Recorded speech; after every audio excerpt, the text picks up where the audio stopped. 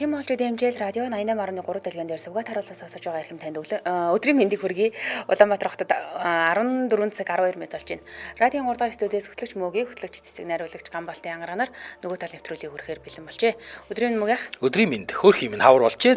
Үнэ. За нэвтрүүлгийн хамтран ажиллагчаар Япон чанарын Такатагаас гэсэн уриатаагаар аюулгүй байдал 5 дахь мэдрүүлэх Японы номер 1 Токио амортизатор хамтран ажиллана. За мөн ажисэфт хоолон хүлхмэл хоолон өвдөлтийг хормын төдийд гэсэн уриатаагаар хамтран ажиллана.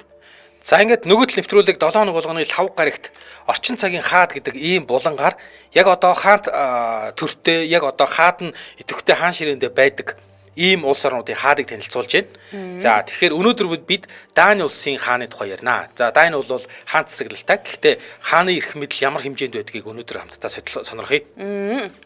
За Дани улс нь үндсэн хуульд хаанд засаглалтай.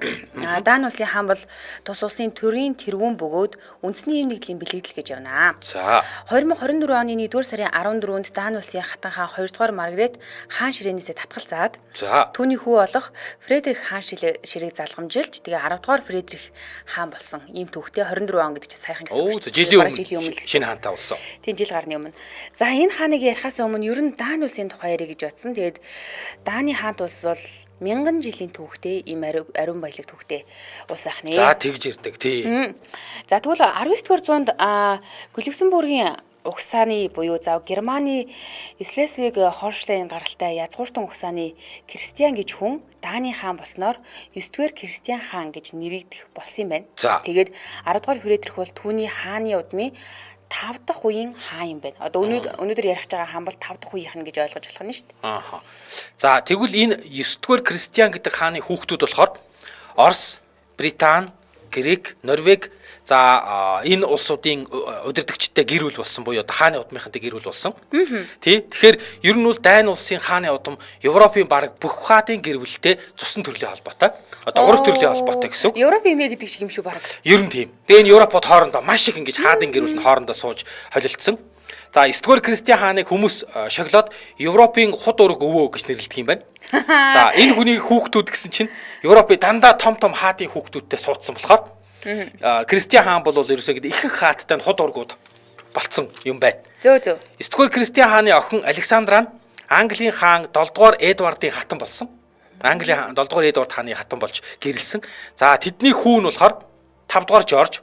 5-р Жоржийн хүү нь болохоор Эрүү Жорж буюу 6-р Жорж хаан. Одоо 2-р Элизабет хатны аав нь шүү дээ. 6-р Жорж. Тий. За ингээд 2-р Элизабет хатны хүн Британий одоогийн хаан 3-р Чарльз. Тэгэхээр ингээд одоогийн Их Британий хаан бол хааны удам дахиад энэ 9-р Кристиан хааны охин Александраас эхэлчихэж байгаа. Европын эмээн Виктория бол өвөө нь одоо энэ Кристиан гэдэг хүн юм шүү дээ. Харин тийм юм шүү. За 9-р Кристиан хааны өөр нэг удам нь за Оросын хаан 3-р Александр хааны хатан болоод Мария Фёдоровна гэдэг ийм орос нэр авлаа. За энэ Мария Фёдоровна гэдэг орос нэр авсан энэ 9-р Кристиан хааны Данийн гүнж болохоор 2-р Николай тэдний хүүн энэ Даны гүнжийн хүүн болохоор 2-р Николай хаан буюу Оросын сүүлчийн эзэн хаан. Ээж нь гэсэн үг юм уу? Тий, одоо 2-р Николай хааны ээж нь. Хамгийн сүүлийнх нь хааны ээж. Тий, тэгэхээр Данийн хаад бол дахиад Оросын хаадын удам буюу Романовын гэр бүлтэй бас холбоотой. Ураг төрлийн холбоотой. За цусан төрлийн холбоотой. За ингээд 9-р Кристиан хааны ач хүү нь Грекийн 1-р Георг хаан болсон. За түүний удмынхан өнөөдөр ч гэсэн амьд байгаа. За Норвегийн одоогийн хаан 5-р Харалд гэж Норвегт одоо Норвегч бас хаантай юм байна. Тэгээд Норвегийн одоогийн 5-р хаан 5-р Харалд гэдэг хаан бол Глюксбургийн угсааны хүн. Одоо энэ Данийн Глюксбургийн угсааны хүн юм байна.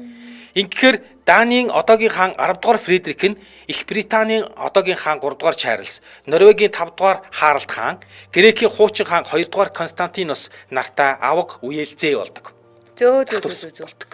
Яалчгүй Европын өвөө юм а тий? Тийм байна.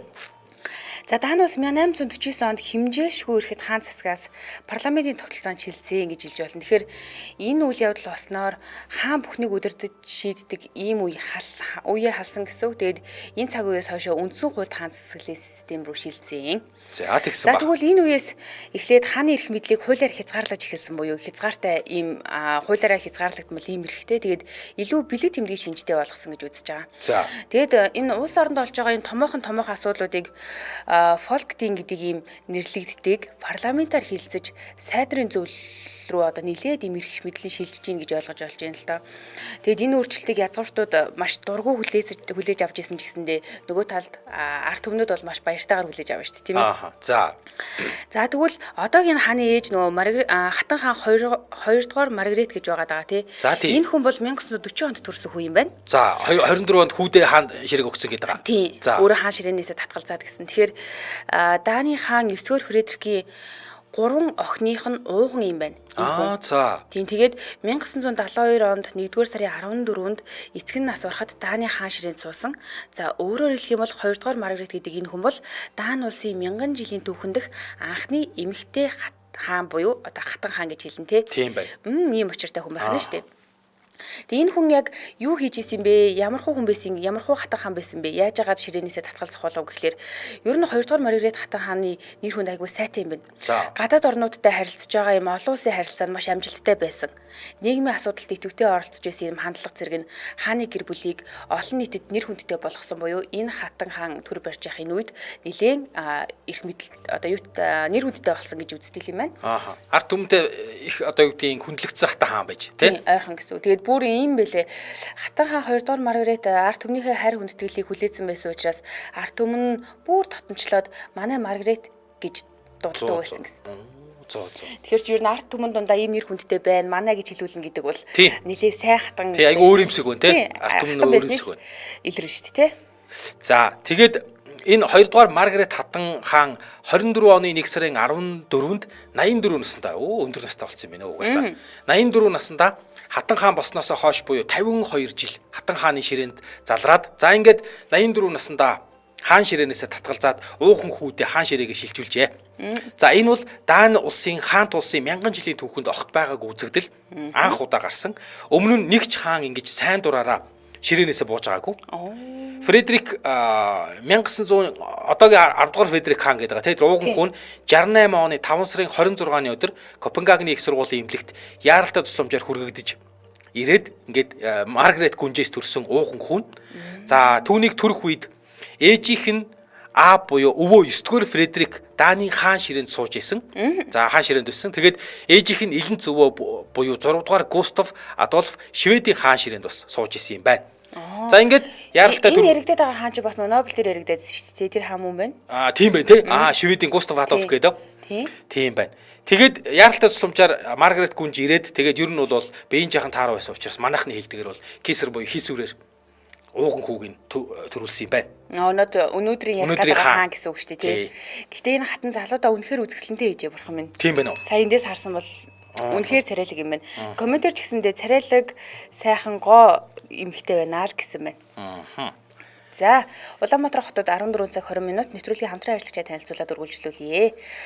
Японы чинэрийн Такатагаас гэсэн урайтаагаар аюулгүй байдал 5 тухайг мэдрүүлэх Японы номерны Токико амортизатор хамтран ажиллаж байна. За Токико 4 хос амортизатор солиулбал Шино брендийн 4 литр хөдөлгүүрийн тос бэлгэнд авна. 2 хосоор нь авбал 2 хос Токико амортизатор авбал NWB брендийн шил арчигч бэлгэнд өгж байгаа юм байна.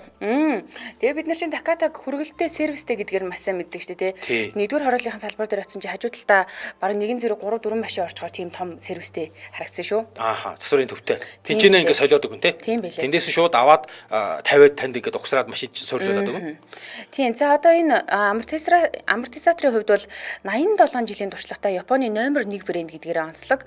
Toyota, Nissan, Mitsubishi, Mazda, Suzuki, Ford гэх мэтчлийн автомашинууд бүгдээрээ яг үйлдвэрлэгчдийн үйлдвэрээс ингээ гарч байхдаа шинээрээ буюу тий Tokyo амортизаторыг сурлуулдаг гинэ. Үйлдвэрээсээ гарч ирэхдээ ийм амортизатор тавьж ирдэг. Одоо Tokyo-г сурлуулдаг.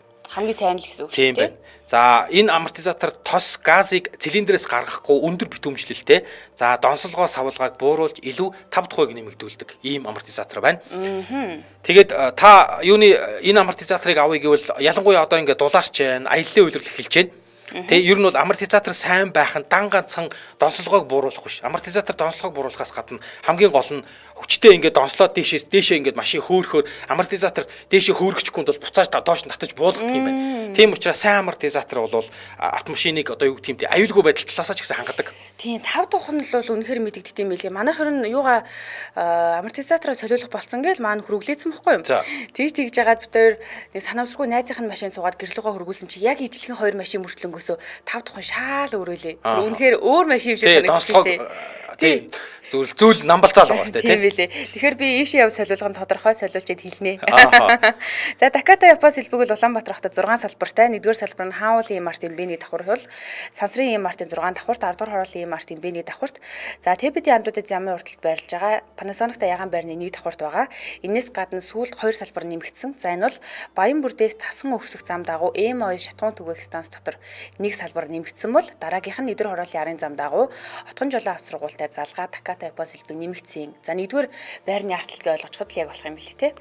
За өнөөдөр бид юуны Даанийн хааны тухай ярьж байгаа. Лав гараг болгон орчин цагийн хаад гэдэг булангаар явж гин. Сураа та нар мэдэхгүй л дээ би чинь өөр нэг ертөнцийн хатан хаан шүү дээ л гэж байна. Шүрх юм за сураа эренгуут шууд юун дээрээс нь шар хатныхаа бариад авах уу? Хатан хаан та машинд барилоо гэж байгаа л тэгээд тэгснэ мультиверс гэчжээ. Хөрхөн хөвч. Хавар болоод иймэрхүү хаад хат зөндөө гарч ирнэ шүү. Одоорс алтгал юм хаварлаж ихэд хахаас. Харин тэгээд сурааг Монголд ирэнгуут шууд тий гоё шар хатных нэх гоё машин тавьж ирээд хатан солонгосоос ирлээ. За энэ Фредрик гэдэг хаан 1974-өөс 76 онд гэрийн багшаар хичээл заалгаад 3 дугаар ангиас дунд сургуульд орсон гинэ. Тэгээд ахлах ангид Францын Норманд дотор сургуультай байранд шилжиж сурж агаад 1989 оны намар Архусын их сургууль гэж байдаг. Энэ сургуульд улс төрийн шинжилгээ ухааны чиглэлээр суралцаж эхэлсэн гинэ. Манайхаар бол улс төр судлаач гэж яриад идэг. Одоо бүр улс төрийн шинжилгээ ухаан гэж ийм чиглэлээр суралцсан гэж ойлгож байна л да. За дараа нь 1992-оос 93 оны хичээлийн жилд Харвард их сургуульд очиж сурсан юм байна. Тэгээд энд сурахдаа Фредрик Хенриксон гэдэг ийм нэрээр сурсан гэж шүү. За бас л нөгөө нэг улс төрийн шинжилгээ ухааны чиглэлээр сурсан. Тэгээд энэ Фредрик маш олон хаанууд дунтаасаа буюу өмнөх хаадуудаасаа юугаар ялгаатай юм гэхээр дээд боловсрал эзэмсэн Даанийн анхны хаан юм байна. Оо за. Энэ чинь тэр тусмаа улс төрийн шинжилгээ ухаан гэхээр чинь үнэхээр гоцгойд л гэсэн үг үстэй тий ялгарч чадж байна. За харин өргөжлүүлээд 94 онд Нью-Йорк дахь Дааны нэгдсэн үндэсний байгууллагын төлөөлөгчийн газарт 3 сарын турш ажиллаж агаад 95 онд Архус их сургуульд одоо нэг өмнөх сургуультай гэсэн үг дахиж сураад магистрийн зэрэг хамгаалсан юм байна. За ингэснээр магистрийн зэрэг авсан анхны хаан одоо минь хүн болж байна бас. Боловсралтай л хааны тол орж байгаа гэсэн үг. За ханху Фредрик 1998 оны 10 дугаар сараас 99 оны 10 дугаар сар хүртэл Парис дахь Дааны элчин сайдын яамны 1-р нарийн бичгийн дараагаар томилогдож бас ажиллаж исэн ийм түүхтэй юм байна. За тэгээд мэдээж ирээдүйн хаан болох ёстой хүн чинь ер нь бол яг Европын бүх хаадын гэр бүлийн ялангуяа хөвгүүд бол заавал айрамд албаадаг. За тэгээд Фредрик мэдээж энэ уламжлал ёсоор Тэнгисийн элит тусгай ажиллагааны багт орж бүх тэр хүнд хэцүү хатуу шалгуурыг нь даваад ингээд элитийн батальоны дайчин болсон. За маш хатуу чанга бэлтгэлтэй байсан. Усан доорх тактикийн ажиллагаанд бүрэн бэлтгэгдсэн ийм одоо бүр тусгайгийн ийм дайчин болсон юм байна. Тэгээд ер нь бол нэг удаа ингээд энэ нөгөө зэрэгт байхад нь усны эрзэний хувцсан ингээд усаар дүүрээд тэгээд ингээд цулцганаад ингээд нэг юм сонин байгааг нь зэрэг ангийнх нь нэг хамт аль пааж байгаа нөхдүүд нь хараад шоолоод тэгээд оцсон шуу буюу пинго гэж хочлдог гэсэн гинэ. Тийм тэгээд аль пааж исэн ангитаа болохоо дандаа пинго гэж хочлуулдаг. Ер нь бол нөхдүүд бол нэг тэгж ханхүү манхүү гэж тоодогч зүгээр шууд үеийнхэн зэрэгүүд бол шууд хөвш пинго л гэдэг гэсэн. Гоё юм тий. Хой пинго гэж дуу. Манайхан донд одоо нэг ийм алдар нэртэй за ийм засаглалтай биш л дээ. Гэхдээ л иймэрхүү том албан тушаалтай хүн байсан бол манайхан бүр дарга зэрэг гүйж байгаа тий. Харин тэгж байгаа үст. Тэгэхэд нөгөөдг нь ингээд пинго гэдэг бүр зэргүүдтэй хочлуулад тий ийм байсан. Тэгээд 2001-2002 онд Даанийн хатан хааны Батлан хамгаалах коллежид манлайлалын ийм сургалтанд хамрагдаад Дааны Батлан хамгаалах командлын штабын офицер болоод 2003 оноос Дааны хатан хааны Батлан хамгаалах коллежийн стратегийн хүрээлэнгийн ахлах багш гэдэг ийм ажлыг бас хийж исэн. Ийм ханхүү байна. За тэгвэл энэний дараа яасан бэ гэхээр Тэнгисийн цэрэгт 15 жил алба хаасан. За тэгээ 15 жил ажилласан учраас 2015 оны 4-р сарын 8-нд Тэнгисийн цэргийн хүчний контр адмирал Айран болон агаарын цэргийн хүчний хушууч генерал цол хүрсэн. Чи бүр 15 жил ажиллаж энэ цолонд хүрдэм байх шүү. Энэ цол нь болохоор бүр яг ийм контр адмирал гэхээрээ хамгийн бага цолтой дид адмирал гэж ойлгож олно. За хушууч адмирал гэх юм бол бас л ерөөхдөө бага цолтой хушууч генерал гэх юм бол бага цолтой генерал гэж ойлгож болох юм билээ. Тэгэхээр 15 жил ажиллаж энэ цолонд хүрдэг те. Бас л тийм том эрх мэдэлтэй өсө залгамжлах ханх үеж. Зөө. Ааха.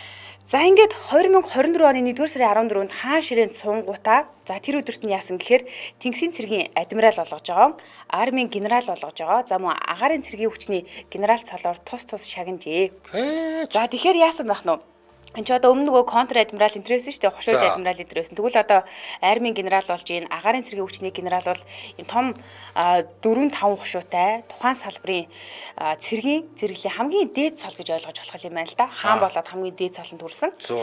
Тэгээд эдгэр цолыг авсан учраас 10 дугаар Фредрик гэдэг энэ хаан Даны Батлан хамгаалах яамны сайдтай бүр энэ тэнцвүүц цэргийн цол зэрэгтэй болж байгаа гэсэн үг юм байна. Угаасаа хааныхаа удмыг угаасаа тэгдэг л баг тийм. Гэтэ энэ хүртэл бас олон жилийг л туллаа шүү. Тийм байна. Өөрөөс тэгээд яг мэрэгсэн ийм цэргийн бүр тусгай ангид аль пааж исэн. Тэгээд одоо юу гэдгийг цэргийн сургуультай баг шийж исэн. Тэгэхээр яг бүр мэрэгсэн цэргийн хүн юм байна. Энэ 10 дугаар Фредрик өөрөө болохоор цэргийн элитийн тусгай засгийн хүн. Тэгэхээр ер нь тэрнээс ч болдго юм уу? Илийн спортод их дуртай нөхөр юм байна. Тэгээд гүйлт болон усан цэлэлтээр тэмцээнд оролцдог. Яг ингэж мэрэгжлийн тамирчны төвшөнд тэмцээнд оролцдог юм байна. Тэгээд нөхөр айрамдаа хүмүүжсэн учраас ер нь бол янз бүрийн хил амд нэх орооцолддог. Маш даруухан олон нийтэд тэр зангаараа танигдсан. Тий, ер нь бол даруухан цэргийн хүний юм ямар ч хий гаргаддаг. Ийм хан хүү гэж нэг хэсэг үнэлэгддэг байж. Тэгээд нөхөр бол өөрөө спортын орхотон тэгсэн олимп үзэхэд явжээ. 2000 онд Австрал болоод ингээд Австралийн Сиднейд очиж олимп үзсэн юм байна. Яг энэ үеэрээ Дани улсын усан завны багийг одоо хөгжөөнд дэмжиж альбан бус дасгалжуулагчаар бас оролцсон юм байна. Тэгсэн завны нэг баг нь одоо алтан медаль аваад за ингээд нөхдүүд нөгөө нэг багийнх нэгээ аваачаад юу яагаад нөгөө медалаа угаах гад бааранд оржээ. За sleep in гэдэг ийм бааранд орж нөхдүүд наригсан байгаа. Шагналаа угааж. За тэгсэн Фредрик тэнд нөгөө нэг юуны завны багийнх нь туслах тасгалжуулагч, альбан бус тасгалжуулагч маягаар оролцож байсан учраас тэнд байжсэн чинь тэр бааранд Тасман арлаас ирсэн маркетинг сурчлагын ажилтан 28 настай Мэри Дональдсон гэдэг ийм Австрали эмэгтэй. Тэгээ танилцсан юм байна. Тий, за тэнд Австрал танилцсан. Тэгээд нөгөө хоёр чинь ингээд танилцаад бие биендээ таалагдаад за ингээд ер нь бол тэр орой бааранд анх танилцаад за ингээд тэрнээс хойш хоорондоо харилцдаг болсон. Тэгтээ эхэндээ бол энэ Фредрик бол би одоо хааны удмын ханхуу манхуу Дани улсын ханхуу гэж юу ч хэлээгүй зүгээр л жирийн залуу. Тий олимпиад ингээд баг засгалжуулахад нь оролцоод ирж байгаа гэдэг нэг ийм жирийн ийм байдлаар өөрийгөө танилцуулж нэлээд удаан харилцсан юм байна. Тэгээд бүр хожим нь харилцаа нь нэлээд гүнзгийрээд тэг ер нь баг бүтэн жил байсагаал Австрал руу ингээд нисч очиод байдаг байсан. Тэгэнгуутаа яг юудаа ингээд та одоо тэр нэг урьжсэн бүсгүүд харилцаанд гүнзгийрээд хоёлаа хамт амьдрий гэж хэлэх яг үедээ болохоор юу яа чи Дани хэл заав сурахаас өөр арга байхгүй гэж хэлсэн. Яагаад гэсэн чинь яагаад гэвэл би хааны удмын хүн. Чи заавал Дани хэл сурнаа. Өөр арга байхгүй. Яа шокны юм байж тээ. Гинти ингээл болцоол үерхээл ингээл харилцаа нь гүнзгийрэл гэрлэгтэрээ тулаа үйжсэн чи би угсаад залгамжлаа гэх юм бол ер нь амар шоконд орох байхаа. Тэгэж шүү дээ харин тэгээд эхэндээ юу ч хэлэхгүй байж яжснаа тэгээд хэлэхдээ өртөлтэй ингээд харилцаагаа гүнзгийрүүлээ гингууд харинтыг харилцаагаа гүнзгийрүүлээ. Тэхийн тулд чи Дани хэл заавал сур. Яа гэсэн тэгэнгүүт хааны удмын хүн учраас чи одоо гэдэг чи надтай ингээд харилцаагаа гүнзгийрүүлэх гэж байна. Заавал Дани хэлээр ярих хэвээр. Тэгээд Мэрийн үнэхээр хичээж байгаа Дани хэл сурсан. За сураасараа энэ хоёр яг сууна гинэ. Харьцах уу яхна харна хэдүүлээ дэмжээ ажиллагчаа танилцуулаад өргөжлүүлээ. За дэмжээ ажиллагчаар точгонох дууг Март орчныг мэдэр дуу чимээгүй Монголын төлөө гэсэн уриатаагаар Батүлэг авт сервис дэмжээ ажиллаж байна. За торжигнох дуу чимээ бол машины явах ид ангийн эвдрэл гэмтлийг илтгэдэг. За харин эвдрэл гэмтэл нь аливаа аваар осол асуудлын шалтгааны эхлэл болдог. Тийм учраас автомашинтай холбоотой хүн бүрийн аюулгүй байдлыг хангаж ажиллахыг Батүлэг авт сервисийнхэн ажиллаа болгоод за ингээд торжигнох дуу аянаа эхлүүлсэн. За одоо бол нэрээ ингээд бүгд дулаарж байгаа учраас энэ аяны хүрээнд хөрүүлийн аппарат засвар 10%, амортизатор худалдаа 10%, машины доторлогоо битүүмж, дуу дарах үйлчилгээ 10% болгож хямдруулж байгаа юм байна. Ерөөсө бүгдээрээ л 10% юм биш үү? Тийм байна. За та өөртөө ойрхон салбарт хандаад цаг авах шаардлагагүйгээр үйлчлүүлэх боломжтой утасны дугаар 77 77 77 28 77 77 77 28 нэвтрүүлгийг Батүлэг сервис дэмжиж ажиллаа, баярлалаа. Тожигнох дууг Март. За суух уу яах вэ хэдүүлээ харцгаая. За Дани хааны тухай ярьж байгаа. Тэгсэн. За ингээд Фредрих нэг сайхан нартай өдөр Австрал аялахтай ч гэсэндээ Даан хэлээр хэвлүүхэн ярьдаг бүсгүйгээ дагуулад Даанд ирж эцэг ихтэйгээ танилцуулаад ээжээсээ гэрлэх зөвшөөрөл хүсэж ийн гинэ. За Угсаа залгамжлах ханхугийн хувьд одоо хинтээ гэрлэж болохгүй чинь бүр ингээд зүгээр л гэр бүлийн асуудал биш бо. Улс орны маш чухал асуудал болж таарна шүү дээ мэдээж тийм ээ. Тэгээ энэ асуудлыг заавал хааны зөвшөөрлөөр шийддэг гинэ.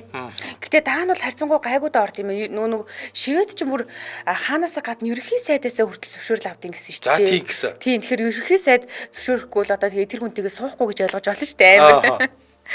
2003 оны 10 дугаар сарын 8-нд Хатан хааны шадар туслах Хатан хаан угсаа залгамжлах ханхуу Фредрикийг Австрали улсад төрсөн маркетингийн зөвлөх үйлчилгээний ажилтан Мэри Элизабет Дональдсонтэй гэр бүл болохыг зөвшөөрсөн тухай зарлаж хурмын ёслол 2004 оны 5 дугаар сарын 14-нд болно гэсэн байна. Яа. За ингээд энэ хоёр сууж улс даяар зарлж байгаа юм байна тийм. Ааха. Тэгээ юу яаслын юм бэ? Австрали бүсгүй энэ Мэри Дональдсон гэдэг энэ бүсгүй болохоор хааны гэр бүлийн гишүүн болж байгаа гэдэг энэ мэдээг сонсоод ер нь бол эхлээд даанчууд үнэхээр дургүй байсан. Тэ хааны удмыг эвдлээ гэж бүр дааны ард түмэн ууралсан. Тэ мянган жил үргэлжилж байгаа энэ дааны удмыг одоо юу гэдэг ингээд энэ удмыг эвдлээ. Эн чинь ядчил дааны үндэстэн биш үү штэ. Дааны хүн биш үү штэ. Тэдний чи яг нөгөө нэг яч журмаараа бол одоо дандаа язгуурт хүмүүстэй гэрлэх хэрэгтэй. За хааны гэр бүлийн гишүүн жирийн иргэнтэй сууж болохгүй. Тэ язгууртнуудтай суух хэрэгтэй. Нэгдүгээр хэрэг. Нэг хэсэг нь. Дараагийн хэсэг нь болохоор хааны удмыг эвдлээ буюу эн чинь одоо юу гэдэм бэ? Одоо хааны удмын уламжлалыг эвдлээ болохгүй гэсэн. За гурав дахь шүүмжилж байгаа хэсэг нь болохоор тэр чин дааны хүн бишээ. Ядж яхад Австрали хүүхээ. Явж баар нь танилцсан гээ үсттэй. Нэг мө баарны хүүхэнтэй хааны удмын угсаа залгамжлах хунтаач бааранд нэг мө баарны хүүхэнтэй танилцаад тахтай яат юм бэ? Гэж бүр одоо юу гэдгийг шүүмжилсэн. За тэгээ бүр сүулдэ бүр хэвлэлээр бичээ шүүмжлээд бүр ингээд тэгж их одоо жирийн хүнтэй угсаа гаруулгүй энгийн хүнтэй суух гээд байгаа юм бол даани хүүхэнтэйгээ суухгүй яасан бэ? Яасан их оронч биш юм бэ? Наад хүн чинь даани хүн бишээ. Ядчил харь улсын хүн байж тээ Австрали хүн байна.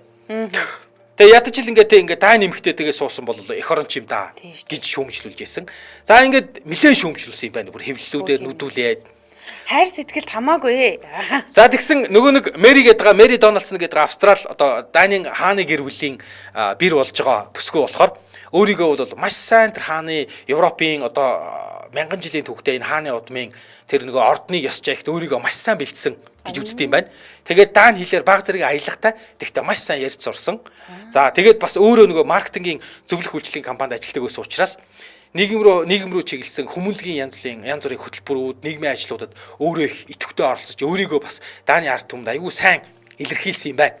Тэгээд сүүлдээ яах вэ ингээд жоохон нэрээч даани хүн биш юм чинь Австрали хэдийгээр өөр аялахтай ч гэсэн харин ч одоо хөөхөн өвөрмөс дуудлагатай юм байна гэж хүмүүс ингэж эерэг болж эхэлсэн. Тэгээд өөрөө маркетингийн хүн учраас олон нийтийн одоо юу гэдгийг олон нийтэд өөрийгөө яаж зөвөр ойлгох уу гэдэг дээр их сайн ажилласан гэж үздэг юм байна. Тэр нь мэдэрч байгаа шүү дээ. Тэр юу болоод байгааг мэдэрч байгаа. Тэгээд энээс хойш харин ч эсэргээрээ маш олон хүмүүнлэгийн ажлуудад оролцоод ер нь бол одоо манад одоо юу гэдэг хааны гэр бүл бэр болж орж ирж байгаа энэ гүнж бол үнэхээр одоо юу гэдэг ухаалаг сайн гүнж байна гэж даанчууд сүүл рүүгээ бүр ам сайтай болсон. Манайхаар одоо сайн бэр болж байна гэсэн юм аа тийм байна. За ингээд угсаа залгамжлах хунтайж Фредрик 2003 онд Архос хотод болсон триатлоны тэмцээнийг хөгжөөнд дэмжижээ.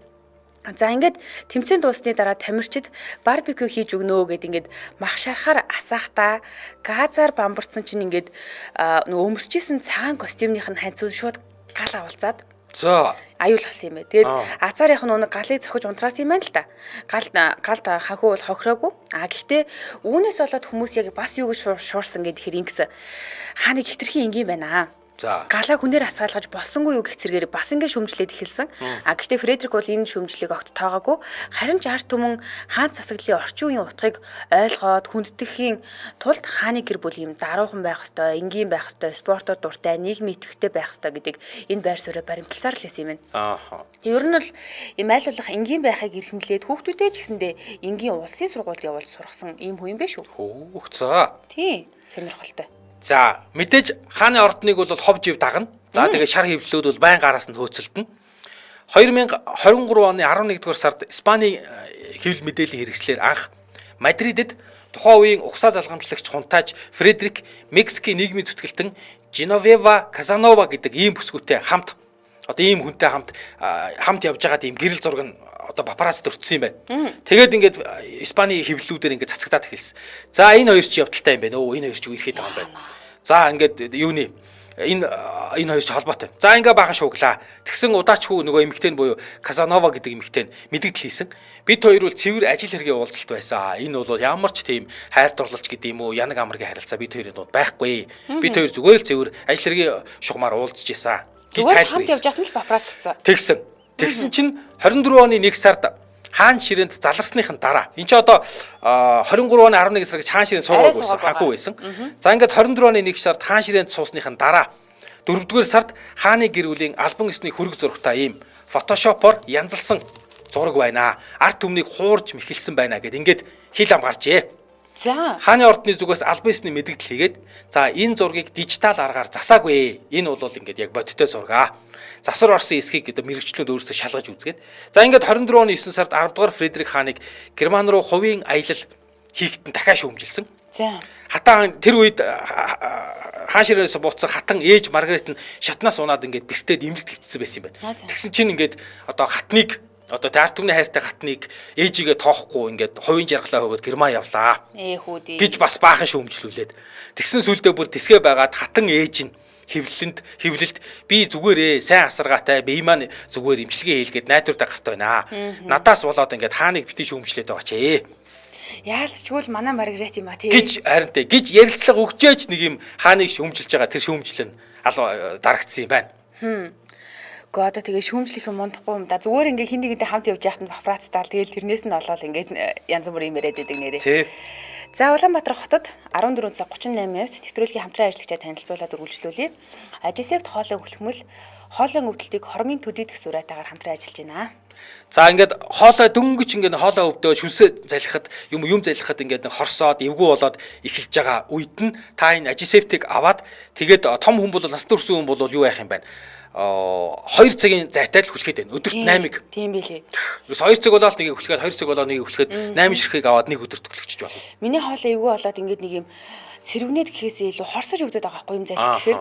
Тэгээ өмнө би нэг 3 хоногийн өмнө аваад хэрэглэсэн. Тэгээ 6 ширхгийг уусан чинь айгүй айтайхан болцсон. Тэгээл айтайхан болчингууд хүн чинь болчдсон юм биш үү уухаа. Одоо дахиад уухаас. Юм залхихэр ингээ хорсоод айгүй муухай зовиртой юм билэ. За насны хүрэгчид ингэж хэрэгэлдэг бол 5-аас дээш насны хүүхдүүд нэг шахамлаар 4 цагийн зайтай хэрэглэн шахамлыг бүрэн уустал хүлхэж хэрэглэнэ гэж байгаа. За ямар тохиолдолд энэ ажисептийг хэрэглэх үү гэхээр хоолой өвдөлтийн үед вирус нингийн гаралтай амны хөндий залхиур хоолойн өрөвслийн үед буюу одоо ингээд нэг юм юу яах гэдэг чинь өрөвсөөд улаагаад идэлх гэдэг тийм энэ үед гүйсэн булчирхан өрөвсөлд гих мэтчлэн энэ зовирууд илэрсэн бол ажисептийг хэрэглэнэ. За тэгээд хүлхэхэд бол гоё амттай. Лимоны болон гааны гэд 2 төрлийн амттай. Сингилсэн гоё амттай. Энэ хоёр ч нөгөө юу яадаг юм бэ? Тийм ээ. Лимоныхыг нь хүлхэхэд юу яасан? Нэг тийм сэргэнж байгаа мэдрэмжийг айгүй гоё дарт юм билээ. Юм ярих гэхлээр ингээд ханиалгаж гал айгүй муухай мэдрэмж төрдөг шүү дээ. Тэрийг маш сайн зарж шүү. За бүх юмын сангуудаар байгаа. Тийм. За эмч төлөөлөгчөөс мэдээлэл авахыг хүсэх юм бол 8088 56 20 8088 49 69 гэдэг дугаар руу залгаарай. Манай нэвтрүүлэгтээ ажисепт хоолойн хүлхмэл хоолойн өвдөлтийг хормын төдийдөх сураатаагаар хамтран ажиллаа. За баярлалаа. За Даны хааны талаар ярьж байгаа. Энийгээ цаашаа үргэлжлүүлье тийм ээ. 2011 онд Даны хэвлэлүүд Фредерик ихэр хүүхдүүдтэй болчоод тэднийг загалмайлж усан баталгаа хүртэхээс хэдхэн хоногийн өмнө Копенгагенд нэгэн шаргал ус бүсдгүүтэй бааранд бүжгэлж байхыг харсан гэж ингэж нэг шар хэвлэлд мэдээ гарсан юм байна. За тэгсэн дараа нь бас 2016 онд түүнийг тансаг зэрэглэлийн их гарын биеийн үнэлэгчид их хэмжээний мөнгө төлсөн гэх мэдээлэл цацагдаад олон нийтийн дургуутслыг маш их хүргэж ирсэн гинэ. За энэ бол одоо түүнтэй холбоотой ямар шар мэдээлэл вэ гэдэг талаар л ярьж штэ тий. Тийм тэгээд иймэрхүү нөгөө худлаа үнэ мэдэгдэхгүй, баримт гэхэд хэцүү, тэгээ ингээд гүтгэлэг гэхэд бас хэцүү, ийм сургалын шинжтэй мэдээллүүд ер нь мэрсэр гардаг юм байна л дээ. Одоо хаан л юм чинь тэгэл түүний дагсан хэвлэл мэдээлэл түүгээр ингээд хооллох гээд байгаа шар эвлэх юм байгаа шүү дээ. Тэгээ сүүлдээ бүр ингээд олон нийт 2 хуваагдсан гинэ. За хоорондоо хэрэлдэж маргалдаг болсон гэж байна. За зарим нь хааныг өмөрөөд түүний олон жилийн турш гэр бүлдээ үнэнч байж төрийн хариуцлагатай алба хашиж байгааг нь сануулад гүтгэлгийн шинжтэй материал энэ бол хааныг гүтгэж гин гэж үзэж байгаа бол за нөгөө хэсэг хүмүүс яасан гэхээр ийм явдлууд хааны гэр бүлийн нэр хүндийг унгаж байна. Бид хаанд сэтгэл дундуур байна гэж шүүмжилдэг гэж шүү. За.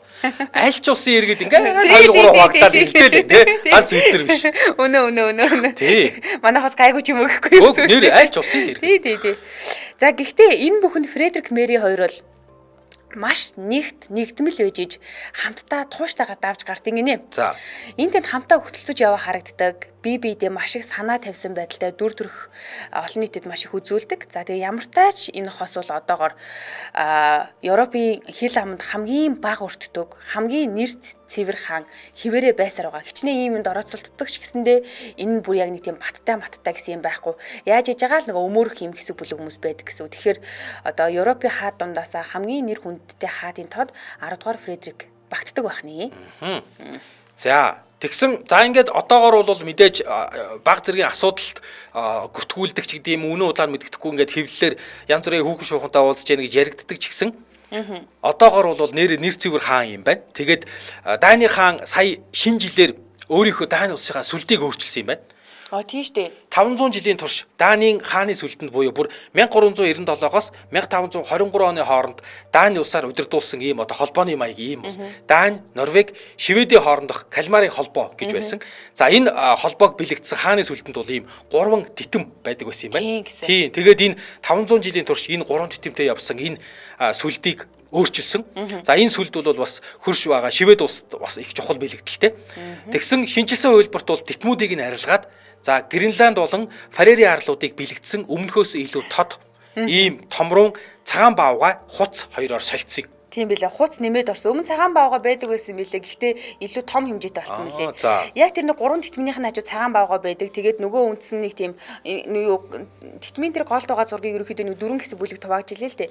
Тэгээд нэг зүүн доод буланд нь яг нэг тийм 3 титэмтэй тэгээд цагаан баавгаатай тийм дүрс байдаг байжгаад титмээ авангуудаа цагаан баавгагийн тэр дөрүүлчин дээрээ томруулад тэгээд яг тэрний нөгөө өнцгийнх нь булан дээр бол хуц оруулсан бэл. Тийм байна.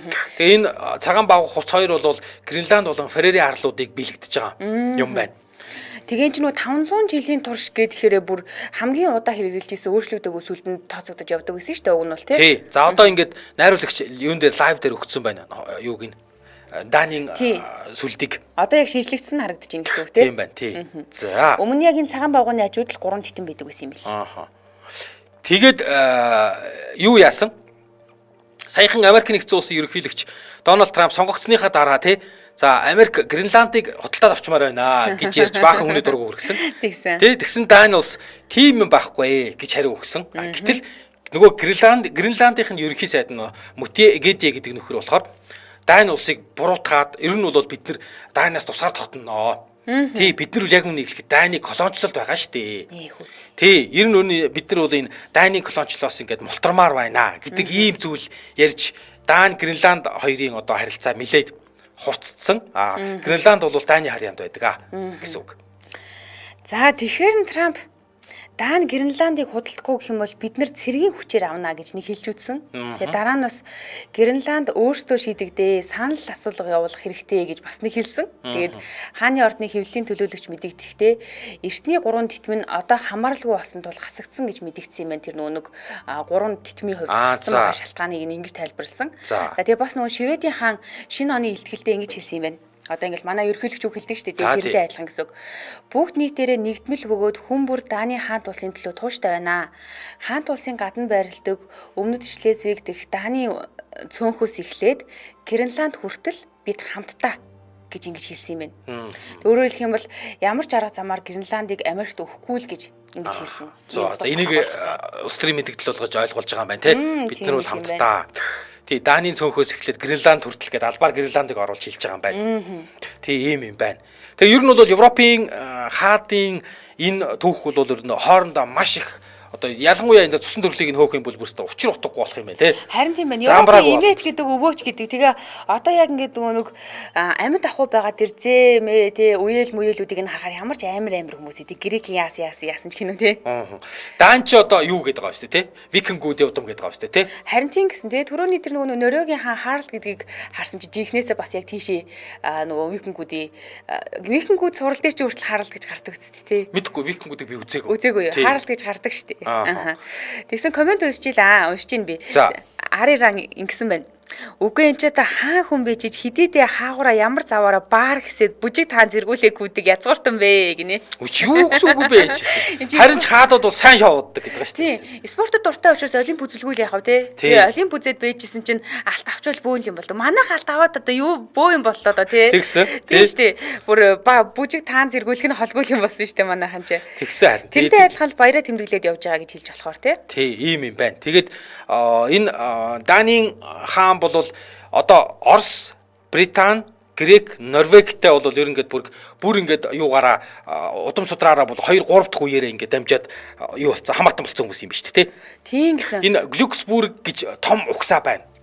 Тий, том одоо юу гэдэг юм нэг юм үнэхээр том одоо чинь Романовын гэдэг шиг тий том мундаг том угсаа байд юм байна тэгвэл хааны удам. Тэг ер нь энэ тентгийн хаадуудын угсаа удам ярихаар нөгөө надад хамгийн эмгэлтэй санагдаад идэг нөгөө юу штэ Habsburg удмынхан нэг жоохон хэцүү санагдаад идэв чи чаавас тэгээ сүүлдээ нөгөө цус ойрцоор байгаад эвгүй болцсон. Эднийх нь цус ойрцсон. Гэхдээ бас хаяа ингээд салах юм. Тэгээ яг энэ дунд ингээд зүгээр энэ тентхийн ийм нэг Дани үгүй Тасман масманаас ирсэн эмэгтэй хүмүүс бас хувь нэмрээ оруулж. Ер нь бол одоо сүүлийн үеийн хаадын гэр бүлүүд нэрээ ингээд энгийн хүмүүстэй айгүйх гэрэлж байна. Японы гүнжээс авахулаад те энгийн хүмүүстэй гэрэлж जैन тэр нь ч бүр ингээд ард түмжигт тэр нь хүлийн зөвшөөрдөг болж байна. Тэгээд энэ хамгийн гол нь нөгөө гэрэлж байгаа хүмүүс нь өөрөө бас хариуцлага ухамсарлаад нилээн өөрийгөө цэгэнж ийн ард түмэндээ таалагдахын тулд нилээн их юм хийж ийн те энэ нь бас болж штэ.